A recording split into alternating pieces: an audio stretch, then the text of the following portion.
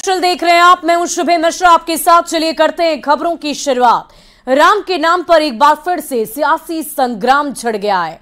कुछ कट्टर मुस्लिम नेता सुप्रीम कोर्ट के फैसले को कबूल नहीं कर पा रहे हैं और मुसलमानों को भड़काने की कोशिश कर रहे हैं, जिसमें सबसे आगे खुद को बैरिस्टर बताने वाले असदुद्दीन ओवैसी हैं।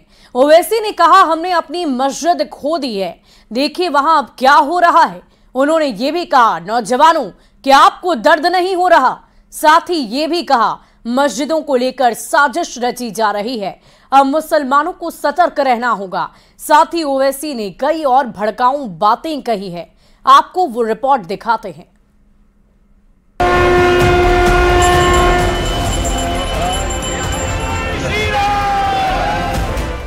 सज गई भगवान की नगरी। प्राण प्रतिष्ठा की उलटी गिनती भी शुरू हो गई। जब 500 सालों के बाद अपने सिंहासन पर विराजमान होंगे रामलला, तो सोचो नजारा क्या होगा।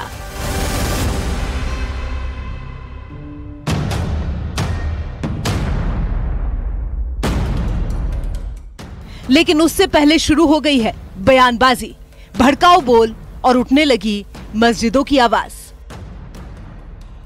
क्या तुम्हारे दिलों में, हमारे दिलों में तकलीफ नहीं होती कि जिस जगह पर हमने 500 साल हय्या अल सलाह और हय्या अल फलाह की सदाएं दी, जहां पर हमने बैठकर कुरान करीम का जिक्र किया। ये हैं ओवैसी, जो वकालत की पढ़ाई कर चुके हैं, जो खुद को बैरिस्टर समझते हैं, लेकिन ये अब राम राज्य में नफरत का बीज बो रहे हैं, मुस्लिमों को भड़का रहे हैं और कह रहे हैं अभी भी वक्त है, मस्जिदों को बचा लो, खानदान को बचा लो, नौजवानों मोहल्ले को बचा लो।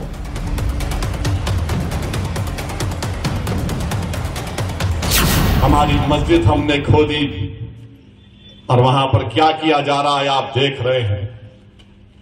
नौजवानों क्या तुम्हारे दिलों में, हमारे दिलों में तकलीफ नहीं होती कि जिस जगह पर हमने 500 साल हय्या अल सलाह और हय्या अल फलाह की सदाएं दी, जहां पर हमने बैठकर कुरान करीम का जिक्र किया, जहां पर हमने बैठकर सलात और सलाम के नजराने पेश किए, आज वो जगह हमारे हाथ में नहीं है।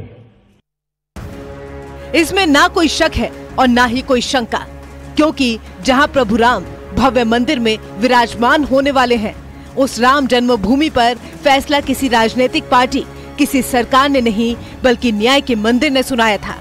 सुप्रीम कोर्ट ने 9 नवंबर 2019 को अयोध्या के राम मंदिर मामले पर अपना फाइनल फैसला सुनाया था और तत्कालीन सीजेआई रंजन गोगोई की अध्यक्षता वाली विशेष बेंच में justice Sharad Arvind, justice DY Chandrachud अब सीजेआई हैं, जस्टिस अशोक भूषण और जस्टिस अब्दुल नजीर शामिल थे। फैसले पर हाल ही में सीजेआई ने कहा, संघर्ष के लंबे इतिहास और विविध दृष्टिकोणों को ध्यान में रखते हुए सुप्रीम कोर्ट ने अयोध्या मामले में एक स्वर में फैसला सुनाने का निर्णय लिया था। यानी ओवैसी जैसे भड़काऊ नेताओं को सीजेआई की टिप्पणी से सीख लेने की जरूरत है। हालांकि दूसरी तरफ ओवैसी के बयान पर अब साधु संतों ने भी करारा हमला किया है और कहा है, जो नौजवानों को भड़काएगा वो कब्र में जाएगा। जवानों को भड़का रहे हैं, भड़काते रहें। वो जवान कुछ ऐसे हैं जो जैसे काल के गाल में जाने के लिए उनको उत्तेजित करेंगे, यहाँ जो आएंगे और किसी प्रकार की क्षति पहुंचाने की कोशिश की है राम मंदिर को, तो उनको श्मशान में जाना पड़ेगा, उनको कब्र में जाना पड़ेगा, वो कोई भी जीवित नहीं बचेंगे। और इसका उदाहरण पहले से है। यहाँ 5 ऐसे आतंकवादी आए थे जो यहीं हमारे जवानों ने उनको ढेर कर दिया और उनको कब्रिस्तान पहुंचा दिया। इसीलिए कोई भी अब राम मंदिर के विषय में जो तो विरोध में सोचता है और यहाँ आने का साहस करता है, तो वो यहाँ नहीं आएगा, वो सीधे कब्रिस्तान में जाएगा। इसलिए ओवैसी जी आप समझ लें, जब अयोध्या में श्री राम जन्मभूमि पर राम मंदिर का प्राण प्रतिष्ठा हो रही है, तो इनके प्राण निकल रहे हैं। इनको लग रहा है कि ये क्या हो गया, हमने तो जो सोचा नहीं था, हमने तो भय भ्रम का माहौल पैदा करके अपनी सियासत की दुकान चलाई थी। तो इन लोगों को एक बात अब समझना चाहिए, वक्त बदला है, माहौल बदला है और इस तरह के कम्युनल कारीगरों का वक्त जो है वो पूरी तरह से खत्म हो चुका है। चाहे ओवैसी हो या फिर बर्क, अब संतों को, राम भक्तों को फर्क नहीं पड़ता, क्योंकि 500 सालों का इंतजार अब साकार हो रहा है।